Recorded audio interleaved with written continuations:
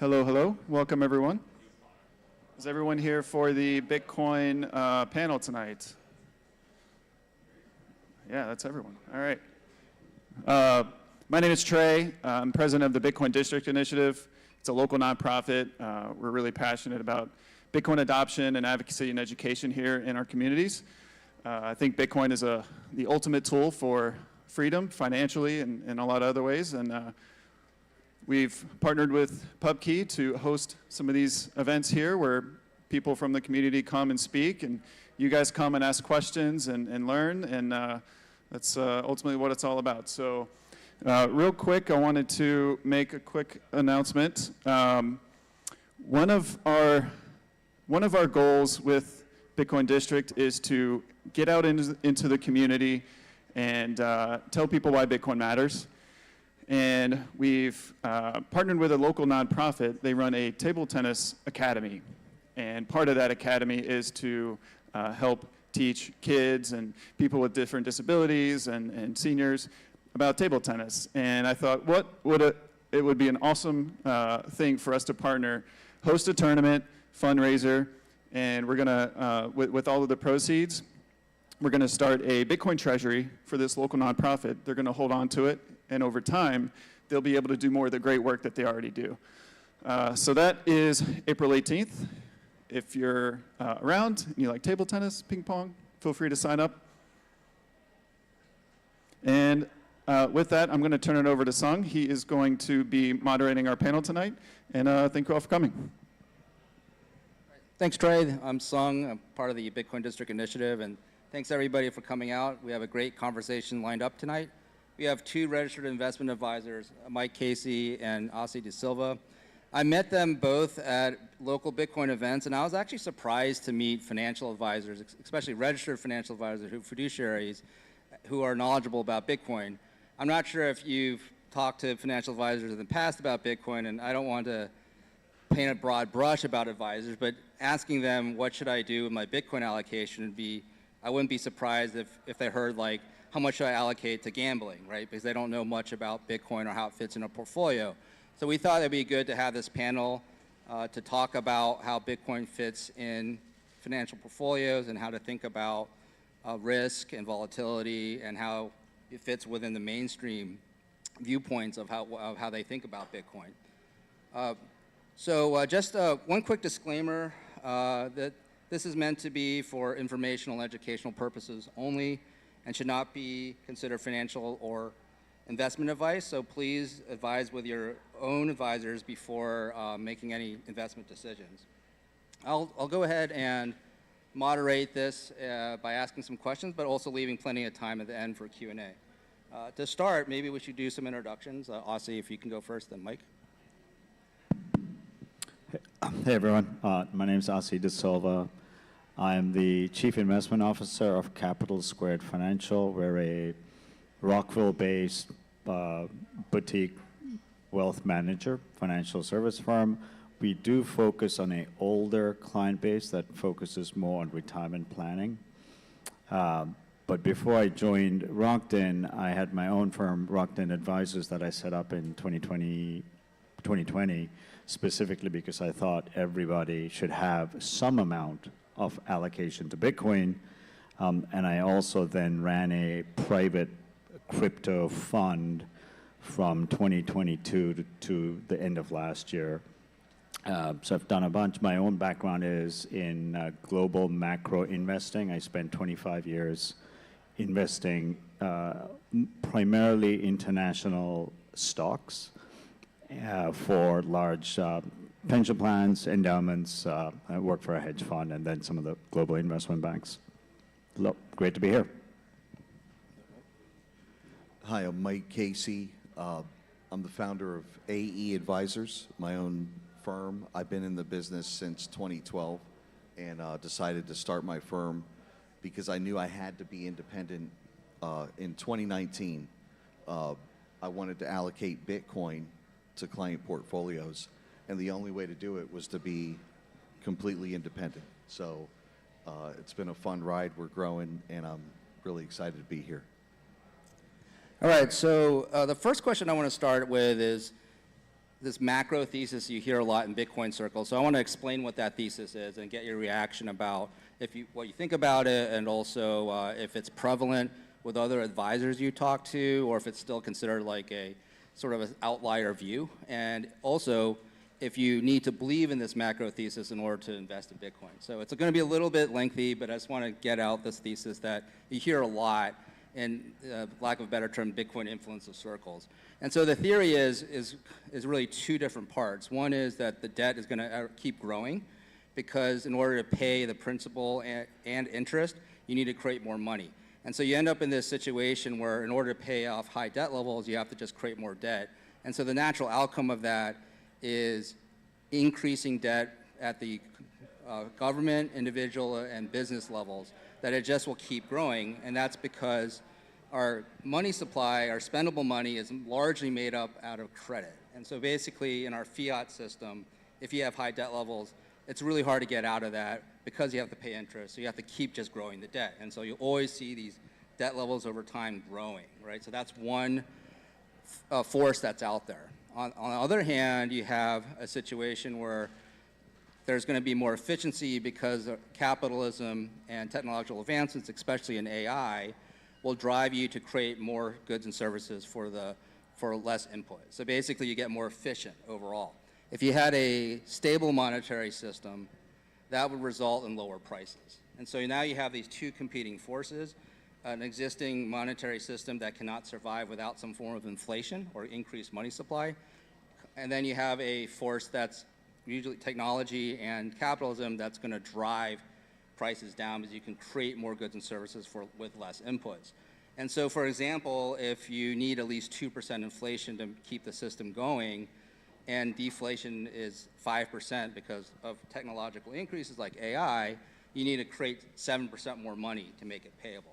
And so those are the long-term processes that are there. And if you believe in that, then there's another effect called the Cantillon effect, where if you have more money supply created, if people closest to that will benefit. So therefore, asset holders will benefit more than wage holders. And so if you make your money through holding assets, you'll be better off in this process than if you work for a wage, right? So you hear this a lot when you listen to like Bitcoin podcasters or people who write books in this space. But my question to you is, how prevalent is that with other financial advisors? Is that going mainstream, or is that just some type of outlier type of thesis? Mike, why don't you take that? You've been in this area for longer than me. Yeah, so I love that question. There's a lot to unpack there, but most advisors don't think that way. They're not looking at monetary economics. I can tell you, part of my Bitcoin journey, I've had to learn monetary economics in order to really do a deep dive on Bitcoin. So you mentioned the Cantillon effect, where the people closer to the money printing benefit because they get to spend it first. They get to spend it before it inflates in value. I mean, basically everything you said, I agree with. It's factual. I think most advisors, and just like most people, aren't aware. They just don't know. You know, the paper money, every single fiat currency has failed. You know, I'm a patriotic American. I love the country. I don't want to see the dollar fail, but the dollar is a fiat currency, and every fiat currency has failed. So maybe it's time to move to something better. Just the second part of your question, in terms of what advisors think or say, you know, I have this deep background of living, working, investing in kind of emerging markets, international, so it was natural for me to get drawn to something that's scarce and will hold value.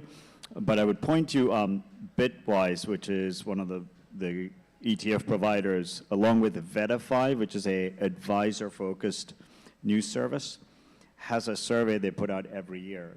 The 2025 one came out this year, the last few months, and they ask, it's about advisors allocating client money And there's been a nice steady increase, and I think it's at about 30% now of that sample, several hundred, I think. But interestingly, when you ask the advisor, how many of you own Bitcoin, the answer is something like 65%. So I think just like people price effect, right, goes up, it has the same effect on advisors, whether they have a deep understanding of global macro or not. And I think a big driver is they have heard from their client base for years now, hey, I want to allocate to Bitcoin, and the answer has been no. Now there's an ETF, so I think they've had to learn as well. So there is that growing understanding, and clearly adoption by the advisors going ahead of the understanding. Yeah, so I would think that macro thesis that I was talking about is related to lack of a better term of Bitcoin being digital gold, and so you can preserve your purchasing power because there's a natural increase in the monetary supply, right? But just to follow on to the next question then, is how you think about Bitcoin, like for example, being digital gold, some asymmetric technology play, a monetary hedge or something else impact how you allocate to it? So I think Bitcoin, looking at it as digital gold is a good exercise. I think ultimately Bitcoin is better than gold. Because gold still doesn't have a fixed supply, right? It can't be printed, has to be mined, but the supply of gold increases every year as 3% of it gets mined, from the seafloor, from under mountains, from wherever, and Bitcoin having that hard stop, ultimately. There's just so many benefits. Like, I don't know if we want to get into comparing Bitcoin to gold, but there's a lot of benefits that Bitcoin has that gold doesn't have. I think it's ultimately a superior asset. Yep, I guess I would agree with most of that. It's a monetary asset, meaning all of us has given the value, right? There's not the intrinsic value, just like gold. I look at gold and Bitcoin as kind of two different players in the same team. Like in the last 12 months, gold has done much better, Bitcoin hasn't, but then over the last 10, 15 years, Bitcoin's done much better. I do think as Bitcoin as an asset gets bigger, both the volatility and the upside, upside and downside will come off. So I look at it both, like I said, same team, different players. I would, to your original question, it's digital gold, but you could also look at it like a venture investment where there's tremendous upside, and it's blended into what Bitcoin is. It is, unlike gold, a new technology, and so there's got that adoption-led future. Well, it does seem like the digital gold narrative is getting more entrenched in the space, but in the past, maybe there's other coins out there that have looked into this about being more of a technology play because it can create some utility in the future. So I was really asking about, are there other if you viewed it differently, more like a technology play versus a monetary hedge or digital gold, how does that impact your investing advice?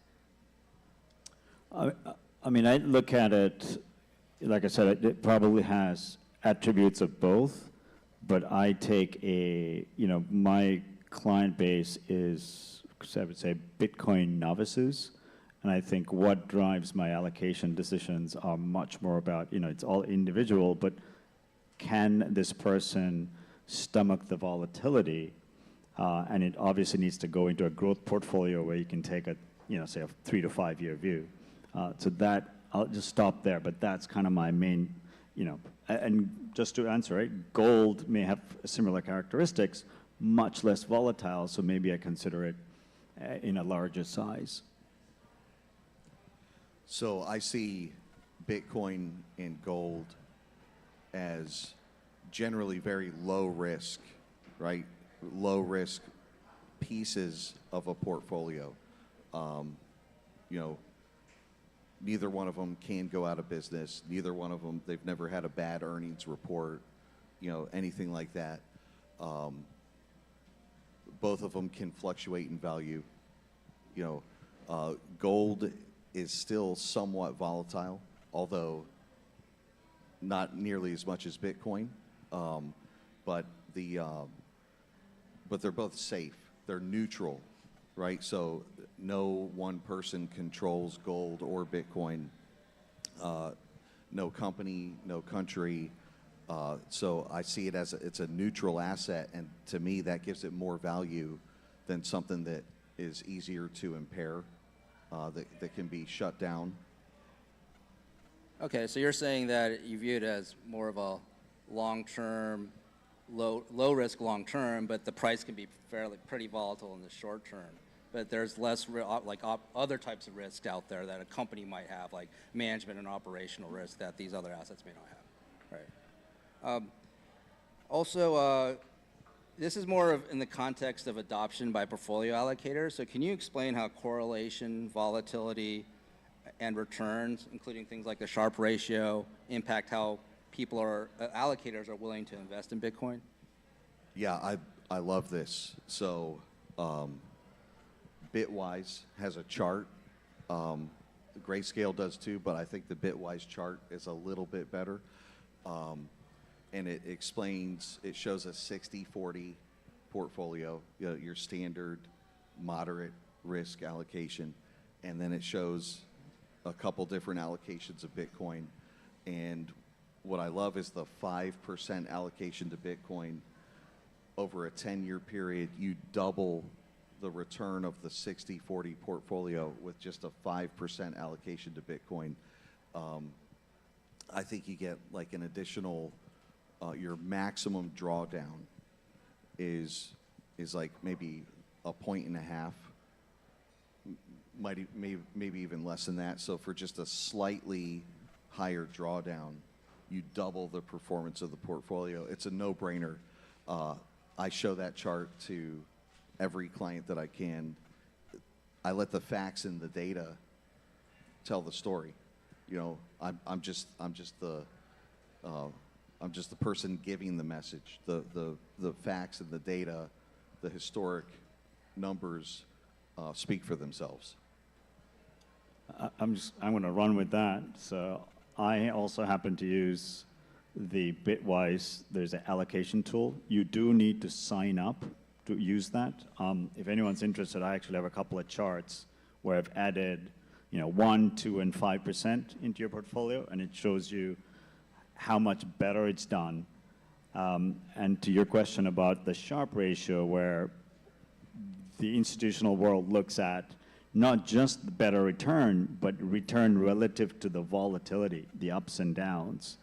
And to Mike's point, you've got substantially greater return by having, say, a 2% or a 5% allocation, obviously more return for a 5% allocation versus 2, but the increase in portfolio volatility is not much, maybe 1%, maybe 1.5%. And that's because of the other question about correlation, where Bitcoin's correlation, even today, to traditional assets like the S&P 500 and the NASDAQ is low. It was much lower and points negative in the 2015 period.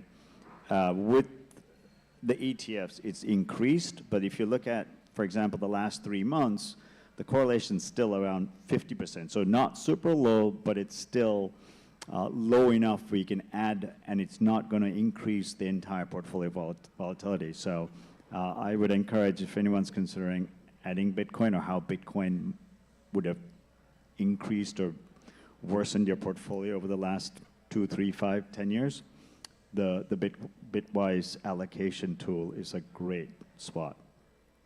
Yeah, I always thought that a way of thinking about portfolios is useful, because one thing you hear a lot about something like, say, Bitcoin or even some other investments that are highly volatile, you might say, hey, it's too risky because it's volatile, and just, hey, it's just risky, I don't like it.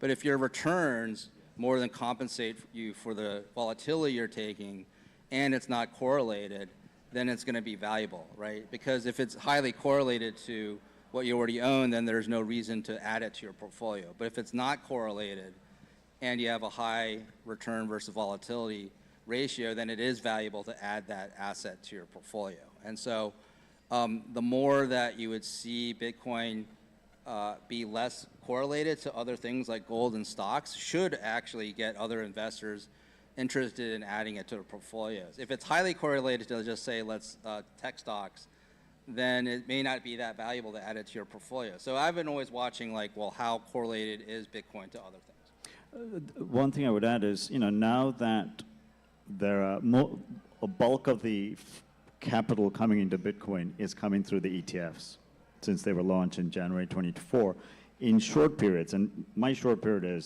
could be 12 to 24 months, I would expect, and we've seen this empirically, the correlation go up.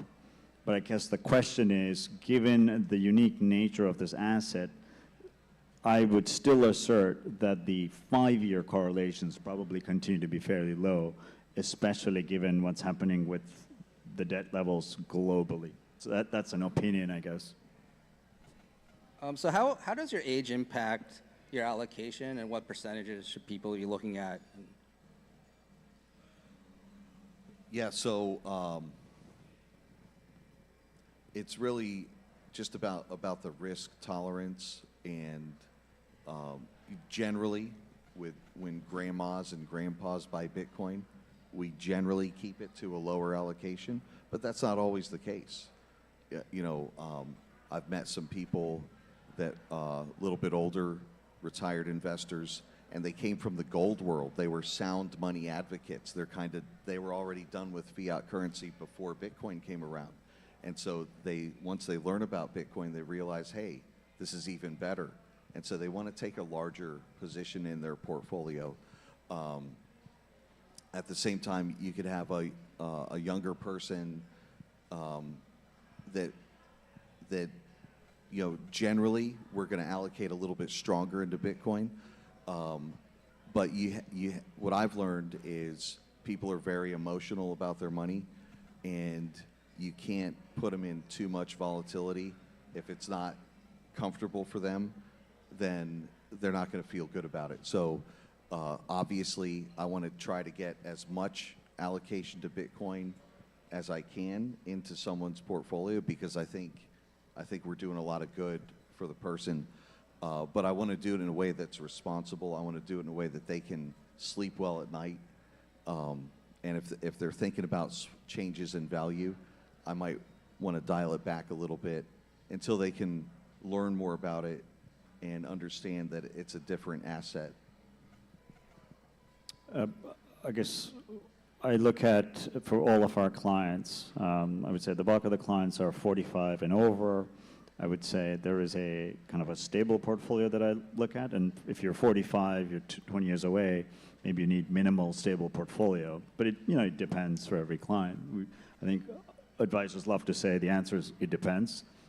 With that caveat, even if you're 75 or 80, and you have the ability to take on a growth portfolio, I think I'd be happy to allocate just as I would for a 45-year-old. So it kind of depends if you're, don't have a lot of assets and you need much of it to be stable so you can consume, even if a market sell-off comes over the next 2-3 years, that gives you less flexibility. But for somebody who's well into retirement but has a decent pot to consume off of, say, for the next 3-4 years, I would have the ability to allocate more aggressively in the growth portfolio. But again, to Mike's point, you want to get people comfortable with this asset.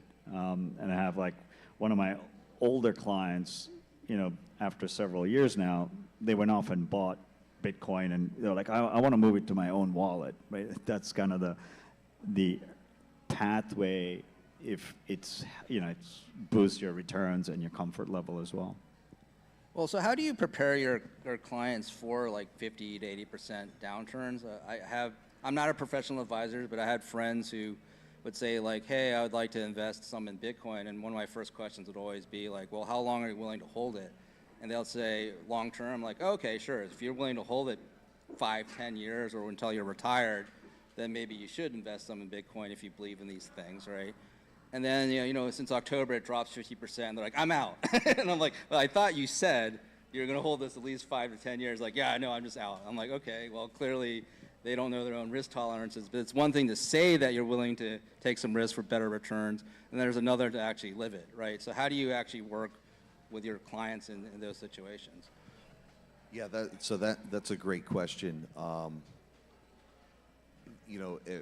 lot of there's an art and a science to the business, and I think some of the art is getting the allocation right. It has to be something that the client can live with, and a lot of people won't really admit right away if they're super risk averse. Some will just tell you, hey, if I lose $100, you're going to get a call at 6 a.m. the next morning, right? Obviously, they're going to have a different allocation. So, we want to do it in a way that's responsible, that the client feels good. Like, even if Bitcoin does drop, it's never gone to zero. It's the most asymmetric asset. So I've had clients where we'll talk about Bitcoin. They won't take a position right away, but they'll circle back with me, maybe a year later, sometimes a little longer, and they'll say, hey, Mike, I remember you talked about Bitcoin. We've looked into it. We've studied it a little. I think we're ready to take the plunge and invest some. And I always prefer that because now they've done some research. They're kind of primed. They're warmed up, and they know that a little bit of volatility is not gonna hurt them. Overall, the risk-adjusted return of the portfolio, they're going to benefit. For a long-term asset, it just makes the entire portfolio perform better. I would say my data points, my clients are self-selecting because my conversation and what I write about is that my global viewpoint and the way I asset allocate is not your typical 60-40 portfolio. It's made up of a lot of stuff, including Bitcoin, so I lead with that. So I think those who come to me come with some comfort. Having said that, what Mike said, people will say, oh yeah, I'm really risk-seeking. I'm happy to take high risks. That's often not the case. When the risk happens, people run to your friend's decision, right? So I try to position size. So even if I think a person could maybe have a 5+% allocation, I would probably, if I don't know them well, and Bitcoin's at a peak, say 120,000, I would probably position size pretty conservatively. And that's worked out well because in the 2021-22, the clients didn't even feel it because the position sizes were fortunately small. And they were then happy to buy more when the prices got down, below 30,000. So both of you, I believe, had clients in Bitcoin well before the ETFs showed up in early 2024. So how's that changed now that ETFs are out there? How do you determine if a client should self-custody, get exposure to Bitcoin in other ways, or just buy the ETFs? Yeah, so I tell clients, you can self-custody. If they want to do that, I'll walk them through it. I'll help them set it up. We can hold the coins at a digital custodian, like BitGo, or we can, buy the spot ETFs. I think for most people, they don't look at Bitcoin as a monetary protocol. They look at it as another stock, right? They're buying shares of a fund, and so in that sense, allocating to the spot ETFs is very easy. It's frictionless. So, and I think the spot ETFs have done a lot to make access to Bitcoin much easier. But I do tell clients, if you want the full experience, if you want the true economic empowerment, you got to own the coins. So everyone's not there yet. And I think if you own shares of a spot ETF, you're still participating in the asset. You're still going to get the upside. It's definitely not a bad thing, and I definitely promote it. I'm entirely today. When I started off, there was no ETF, so it was hard. It was a lot of work to allocate client accounts to Bitcoin. Now it's 100% ETFs. I have a handful of clients who have come to me and said, hey, I've read more about it. I want to have kind of my control of I want to be the bank. I control it, and not me or the ETF provider. And I'm happy to give them guidance. But I think the ETFs cover, this is my opinion, 99.8% of the potential outcomes. There is that 0.2%, or somebody might think it's less, some more, where you want to have custody of your own Bitcoin. But doing so just transforms the risk from, the exchanges going down or the custodian DTCC going down to you forgetting the keys or the house burning down with all the stuff, right? So I try to educate them about the trade-offs in terms of controlling your own keys. So you mentioned that some of your clients were already buying off on the monetary asset theories because they were gold bugs in the past, before Bitcoin was even invented. So does gold compete with Bitcoin? Does it make sense for some people to own both? Like, how do you think about gold and Bitcoin? I think gold does not compete with Bitcoin, in my opinion. There's some similarities. They're both neutral assets, but Bitcoin has so much asymmetric upside in front of it. It's, I see it as the most asymmetric asset that you can get into. It's never really been a competition with gold. In the short run, obviously gold has outperformed. So I see gold as a nice diversification piece of a portfolio, but it doesn't replace Bitcoin. As I said at the beginning, I think two players on the same team, it's fine to have both. And over the long term, I firmly believe that Bitcoin will take share from gold. Like gold's got, is it like $40 billion now? $1 trillion that's the market cap of gold, right? Bitcoin's at 1.25 or something like that. And that's going to be one of the areas that Bitcoin can grow into. So just based on market size alone, just gold's much bigger, so possibly more upside with Bitcoin is one way to think about it. So in 2025, there was a theme going on that because of the changes in the regulatory structure, that soon you'll see like pension funds, endowments, treasury companies, just companies in general wanting to save in Bitcoin are coming. And so therefore you should rush in before the tidal wave comes. But now that we're in early 26, Bitcoin's fallen in half in dollar terms since October. Is that trend still there, or is it slowed down? What are you seeing? Yeah, so it's still there. Pension funds, endowments, major institutional investors are still accumulating. Maybe not as intense as it was in 2025, but they're still buying.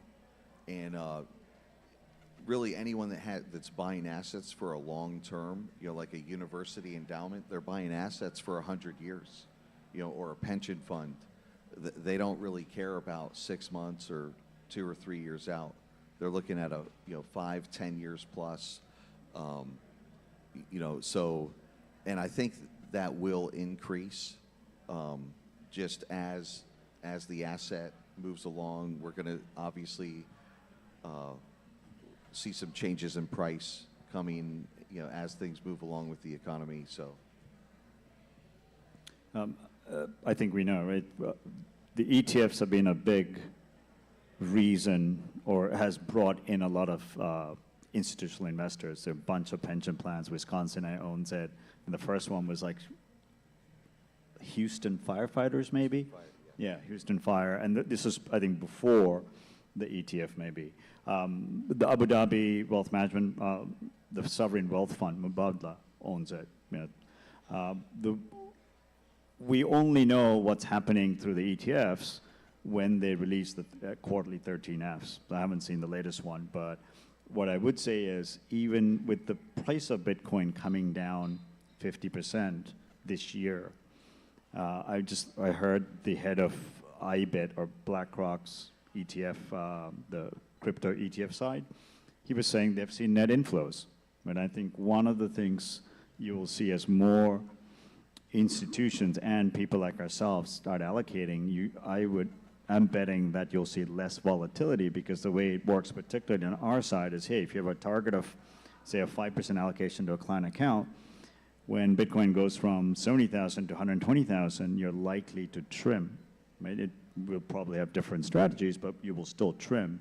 Likewise, when it falls, 5% becomes 3.5, you're going to look to add. So that should really change or compress the volatility. 10 years ago, Bitcoin had a volatility of about 90 to 100%. This is an annualized volatility. In layman's terms, that means you should expect Bitcoin to go up or down 100%, 90 to 100% every year. And it did. Right? Many years it'll go up hundreds of percent, fall 85%. And now, in the last year, say, it's at 45-ish percent. And so I would, think that it compresses down to a lower level in the coming years because of the institutions coming in. Well, one entity that's buying a lot of Bitcoin is Strategy out there in Tyson's corner of Virginia. I also found it interesting that Fairfax County Police and Fire Pension, I think, was one of the earliest investors in Bitcoin, even before the ETFs came out, so they're also local. But in terms of Strategy, I do see a lot out there on social media about their different instruments. And I did have a discussion with somebody at a Bitcoin event that they said they thought they should invest their short-term money in the Stretch, which is one of their preferred stocks that pays a high dividend. The medium-term investment in Bitcoin, and their long-term investment in Strategy Common, because that's a levered Bitcoin play. What do you think of that allocation, just from a portfolio allocation perspective and risk? What do you think of that? I mean, I like Stretch. I think it does a lot of good. Getting that monthly yield is a nice offset to the volatility. It also gives you some portfolio income that you can either reinvest or invest in other holdings. Obviously, Bitcoin, MSTR, so their common stock, yes, is a levered play basically on Bitcoin, so it's more volatile. When it goes up, it's going to go up more than Bitcoin. When it drops, it's going to drop. You're going to lose more. So I understand that portfolio. I don't know if I would do that. I don't do it that way myself, but I do understand why someone would want to do that. I think it's an interesting take. I would say for long term, the simplest thing to do is just buy Bitcoin. Buy Bitcoin and hold it. That's gonna be the single best thing that I think anyone can do. So STRC, that's the ticker. You can pull it up. It is now yielding something like, it's a preferred stock, 11.5%. That is equity-like returns. So to me, it should go in the equity bucket and not in, this is my safe yield that I need to have to consume over the next 12 months. I think you're just layering on Bitcoin risk, because we know Strategy doesn't have actual cash flows, right? These are, the cash they're paying out is funded by new issuances of stock and this STRC instrument. So when things are going well, it is awesome. No one's going to worry about it. It's going to trade at 100, which is the par value. When things go bad, it's not being stress tested. And if it's in that safe short-term bucket, I don't know if I want to have, if I'm already allocated to Bitcoin, to your point, Mike, no need to lever up. Like, that's the leverage or the debt part of a levered equity, which is MicroStrategy. So I like it as if somebody says, I want some I'll put it into my equity bucket, fine, but not necessarily the safe yield bucket. Okay, so that makes sense. So you're saying your perspective is that let's say a client needs an X amount of dollars that represents 10% of their portfolio, which they need over the next year. And so that's your safe low volatility bucket. But then they have another 60% in, let's say, an equity bucket, and like, 30% in the Bitcoin long-term bucket. You'd view Stretch as a potential replacement as your equity bucket, not taking away from your short-term, like, safer bucket, because there could be under stress scenarios that it doesn't keep its peg to 100. And so therefore, if you needed that money, you may not actually get all of what you're expecting. So view it more as because it's already a high return. Yeah. View it more like an equity-like return, put it in your equity Right. bucket. When we model equity returns, over the last 100 years, U.S. S&P 500 has returned 8.5%, 9%. You're getting 11% here. We run what's called a kind of a fortress financial plan, where depending on the client risk profile, we'll have, these are retired people approaching retirement, right? This is not for you all in the audience, much younger. Where depending on the person, we'll keep 2, 3, 4 years sometimes or more in, hey, safe assets. Yeah, they're on a 20-year view melting ice cubes, but if you need the money over the next 3 years, you have it. So that's kind of my mindset in terms of building really secure, reliable cash flows. Yeah, I also personally struggle with the question for the very long-term part of a portfolio, is strategy, common stock, going to outperform Bitcoin or not? Because there's just so many variables. Let's assume the management's great, operationally they don't is going to be fine, so you don't have the management or operational risk associated with it, and it's really just a lever play on Bitcoin, and Bitcoin, your thesis on it is it's a good long-term investment. Then being a levered play, you would think that the appreciation of Bitcoin in dollar terms would exceed its cost of capital, basically the preferred share of like 11%. So if your appreciation is higher than that, that should accrue to the common shareholders. But there's another element which confuses me on how to analyze this, is that part of the reason they can buy so much Bitcoin is they're also issuing more common stock. So because they're diluting the common stock, you have to have so much excess return that you're not just paying off your preferred shareholders, their dividends in perpetuity, because a lot of these are perpetual, they're out there forever. You also have to offset the dilution you're creating by issuing common. So it's just really hard for me to analyze if it will exceed Bitcoin over the long term or not. The diehard true believers will say, of course. The others would say, even if you take off like management and operational risk, it's hard to know because of those different factors.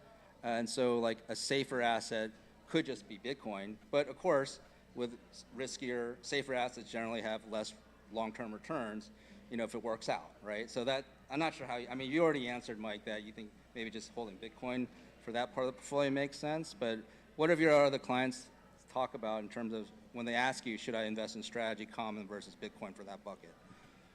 I don't get asked that question. You don't get asked? No, right? That's why I'm there to do that selection. Got it. I got it. You might have some clients, Mike, I don't know. Yeah,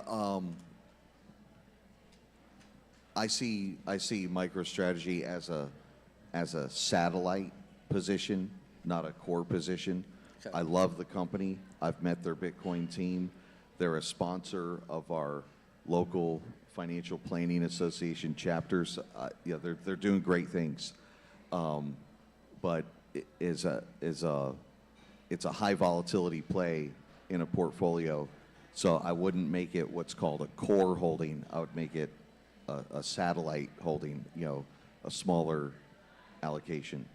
Okay. I think with anything levered in any other industry, when the industry, the cyclically is going up, in this case the Bitcoin price, you would expect the NAV premium to NAV rise and they'll outperform, but then possibly give it back. And that's kind of what we've seen, right, over the last 24 months. Sort of massive premium, and it's kind of trading close to NAV maybe now. And they did, to your point about dilution, they have a shelf registration, right? $44 billion. I think their market cap now is close to 50, and they have a shelf registration that allows them to issue $44 billion of new stock. Will they do it? I don't know. Or will they do it in a value accretive manner?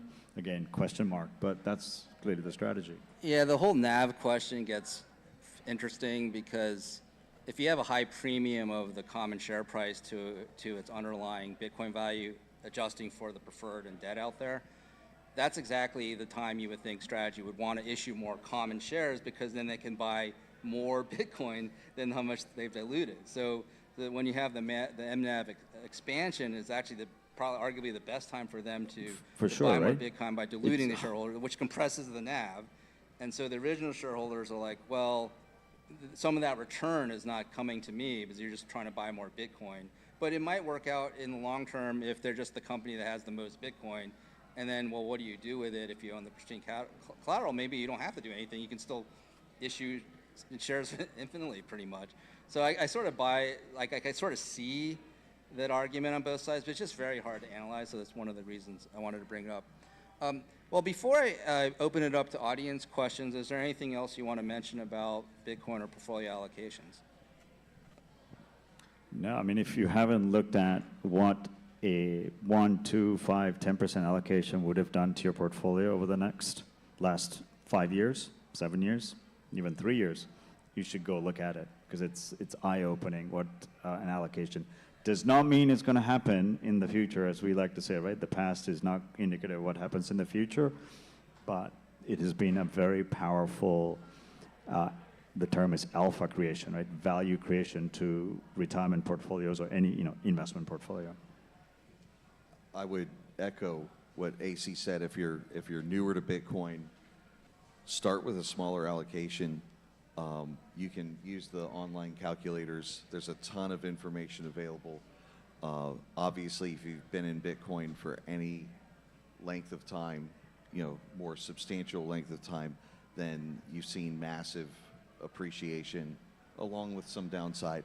But it's becoming a mainstream asset, and it has a fixed supply. There's only 21 million coins.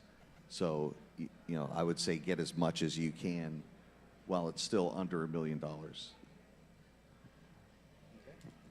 All right. So do we have any? Not sure who has the mic for questions. Yeah. For somebody in the back.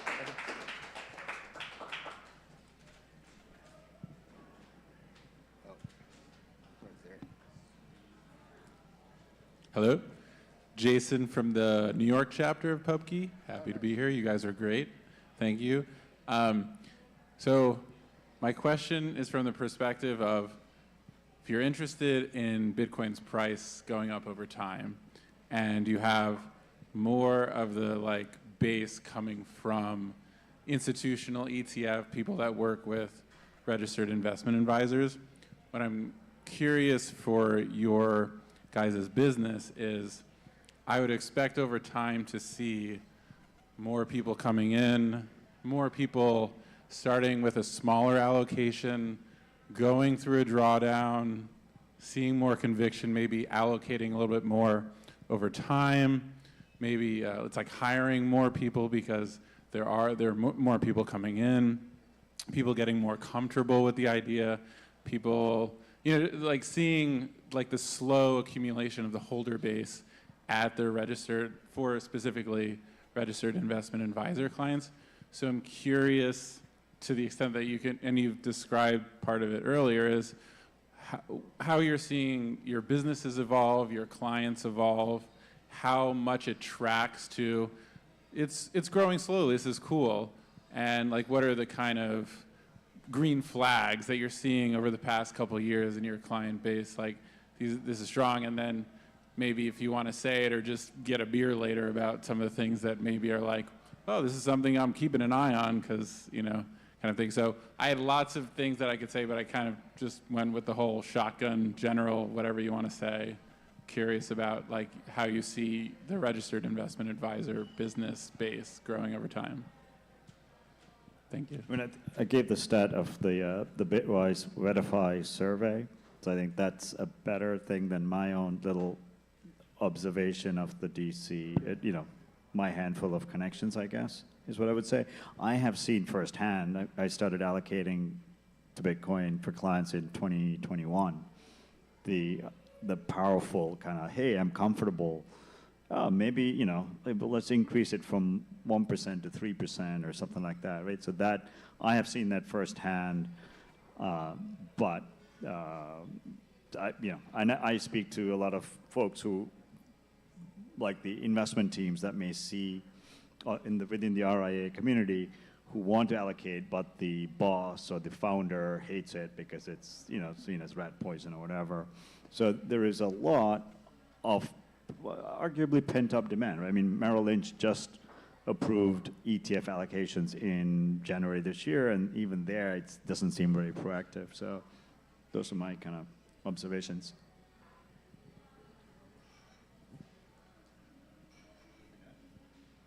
Yeah, I could just say, as an RIA, when we used to introduce Bitcoin to clients, their eyes would get big. Some people would have a physical reaction, like this is something weird. Now that's not the case. Everyone's heard of it. It's a household term. Most people haven't adopted yet, which means there's a huge opportunity to get in. But there's a lot more comfort level with the asset class, and that's really cool because, I've been in it for a long time. I think it's a mainstream asset, but apparently it's not quite yet.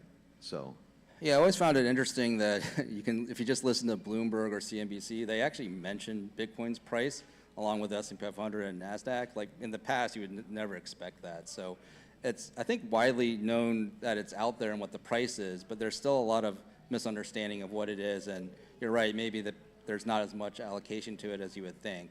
But it is visible. It's not like this invisible thing, and it's mentioned a lot in the financial press and services. So I think we had another question over there. Yeah, thank you. This was very, very interesting, very insightful. I have a question. You guys talked about gold, and I wanted to ask a question about the other thing that is on the scale there, specifically real estate. Of course, you cannot live inside Bitcoin. We all know that. But real estate, especially in this country, is a highly financialized asset and is often used more similar to almost like an ATM. It's collateral against, you use it as collateral. And honestly, I feel like Bitcoin is much better collateral if you think about it. It's more liquid. It has some properties that make it superior. So I'm curious if you guys thought about that. It might still be quite early, but yeah, do you guys have any thoughts? yeah, so there's a much higher supply of real estate than there is Bitcoin. So I see Bitcoin as it's a much better asset long term than real estate.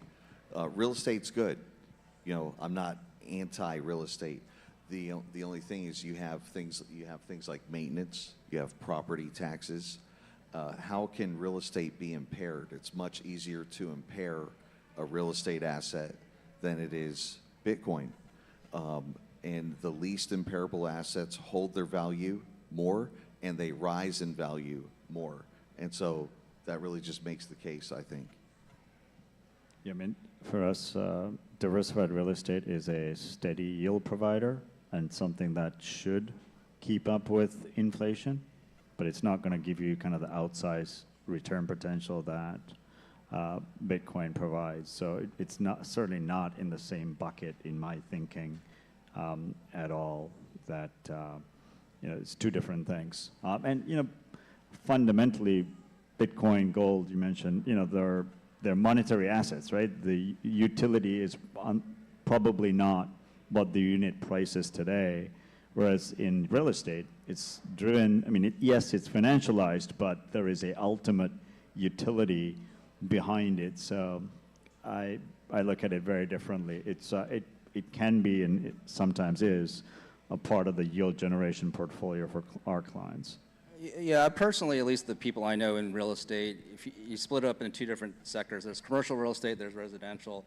And in the past, I would think residential is a lot closer to commercial, meaning that if you can borrow relatively cheaply and that you can make more income on your rents and maintenance, and that exceeds your costs, with your low interest rates, then yeah, that's great. It's a yield generating thing. You can lever it up, put down relatively low percentage.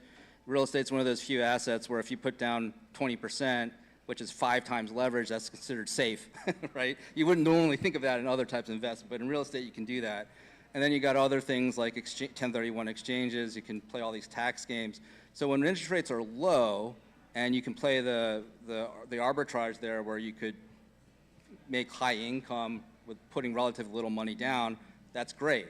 But I also think now today, one of the issues is that rents relative, for residential, rents relative to the real estate price is so low that, and interest rates are higher, that may not work out as well nowadays. And so that may not be as good as a long-term investment. But in the past, it makes sense with, if you're able to borrow cheaply, why real estate was such a popular vehicle for generating income and also having some appreciation, inflation hedging going on as well. But it would not have necessarily the outsized returns. If you see outsized returns in real estate in the past, it was largely because you can lever it up. And with Bitcoin, you don't necessarily need to lever that up to get outside returns if you believe in that thesis. So, I think we only got a couple more minutes left. Did you have one more question?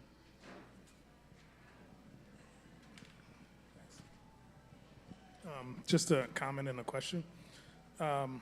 So I'm a Bitcoiner, and you know, I believe in self-custody. But when the ETFs came out, I called my the company that manages our 401k. So I'm not talking about your IRA, but the money that's trapped in your job's 401k. And I said, can I invest in the ETF? They said, no. I said, is there a way I can self-direct into a brokerage? They said, yes. And so a lot of people don't know that. You can actually use funds and buy the ETF. And so I bought Fidelity's FBTC because I don't trust Coinbase, because I know Coinbase custodies for a lot, BlackRock and a lot of the other ones. So my question is, 20 years from now when I retire, is there, like, I think it's called in-kind redemption. Is there going to be a way that this paper Bitcoin can actually be turned or transferred to me as actual Bitcoin rather than selling for dollars? That's a great question, and I love the fact that you did that you looked into it. So, you know, I'm the plan advisor to some 401ks, and I tell the plan participants, if you want to get into, I recommend that you take a position in Bitcoin, and if you want to do it, here's how. And we walk them through setting up the brokerage window. And so the fact that you looked into it, that you did that, that's awesome. That's I wish more people would do that. So in-kind redemptions in a qualified plan, that's a really good question. I know a lot of spot ETFs right now are starting to offer in-kind redemptions where you can, so for everyone here, that's so you can redeem your shares for sats, for Satoshis. I don't know exactly what that's going to look like in a qualified plan because you have the tax. Well, I think has to be I'm figured. not sure if So the in-kind redemption for the ETFs is not for you and I. It's for the large market makers. So it's highly unlikely that individuals will have in-kind redemption. And it's part of the market structure, but certainly hasn't been the case. ETFs have been around for decades now. There is no in-kind redemption. There is, you would hear the word in-kind redemption. That is how. it's the authorized participants, right? They're allowed to do Yes, that. it's for the participants who make but- markets, and that's what allows the ETF wrapper to be more tax efficient than a mutual fund. But these are in 401ks, right? You're saying? So why would you need to do that if you could roll it over into an IRA, just sell the ETFs, and you can actually get like a IRA that allows you to buy spot Bitcoin, and you can do that all within the tax wrapper so you don't have a taxable event. Right, I was You thinking can't- rollover, right. Yeah. Yeah, just doing a rollover. Yeah. would Trying to probably- avoid a probably taxable be event, though. the simplest way. Well, yeah, you have do to make that. sure you don't touch the money, and you can do a rollover. I'm not a tax professional, so Yeah. this is based on my own reading. You can roll it over into an IRA, and then there are certain companies out there that will allow you to buy spot Bitcoin, they can custody it for you in the RA wrapper, so there won't be any taxes just because of doing that until you withdraw it, or if it's a Roth, then even better, you know? But his question was about self-custody, so I haven't looked into this. Oh, I'm sorry, I thought you were Yeah, well, talking about... No, he was talking about rolling it over in kind into self-custody, Oh, okay, right? okay. Yeah, maybe that there is somebody who rolls that out in, as you said, in decades 20 away. years or whenever you need it, Yeah, because at the moment, you would roll it over and it'll stay in somebody else's custody, which is probably going to be custodied at Coinbase anyway, so. I mean, there is a drag on the ETFs, though. Like, there is a fee. And so even though it might look small, compounded over 20, 30 years, that fee actually could be a lot, because that fee is not 0.25% in dollar terms. It's in Bitcoin terms. And if Bitcoin appreciates a lot, that fee actually could be a lot especially over decades. So from a cost perspective, there is a drag on owning ETFs versus spot. Oh, Jim? Hey, how you doing? I have a question. As markets keep pushing towards like tokenizing other assets, do you think that's going to change like how we look at portfolios with Bitcoin in the future, as far as like the stock market being tokenized 24/7, and how that would affect volatility? Would it match up more towards Bitcoin, where it may be like allow for more exposure to be more accepted?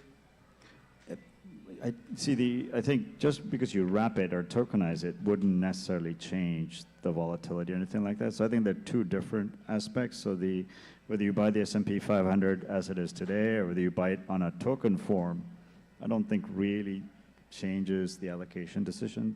Certainly not from us, and probably shouldn't for anyone else either. It's probably good for blockchains generally, but I'm still thinking we're talking a decade out for it to become efficient, because at the moment there's actually even more friction the way the current setup is with Robinhood, for example. There's there's no liquidity. How do you trade something over the weekend? Just because the market is the traditional market and it's closed. So early baby steps. Yeah, I would just say, I think it doesn't change the fundamentals of Bitcoin, but basically, I mean, what is coming, every asset will be tokenized. So I think it's going to make using blockchain, it's going to be a daily use case. Everyone is going to be trading blockchain assets, because that's going to represent your normal shares of everything, every stock that we buy. So sort of a follow-up question to that. Do you think in the future AI would prefer using Bitcoin as a payment mechanism versus other types of crypto or fiat tokenized blockchains? I think AI already prefers Bitcoin. I haven't seen an AI that doesn't choose Bitcoin as the best monetary asset. I mean, I think it's obvious you need a natively or blockchain native electronic payment. So, and Bitcoin is actually native, whereas a USDC is kind of, there's a bunch of custody and whatever else. But to be practical, you need to, there's the whole issue, right? Every time you spend your own Bitcoin, it's a taxable event. So we may need maybe some exemption, maybe a de minimis amount where, there's talked about $600 per year or something. So you'll need some changes in the tax code as well. I mean, is AI taxable? I guess this gets into theoretical questions, like what if they're independent? I don't know. But Next panel. Yeah. Anyway, do we have any more questions or anything else? All right. Trey, did you want to say anything before we close up? Yeah, no, thanks everyone for coming. We're going to hang out for a bit. And if you have any questions for Asi and Mike and Sung, feel free to ask. Thanks for coming. And thank you, PubKey, for hosting. And see you next time.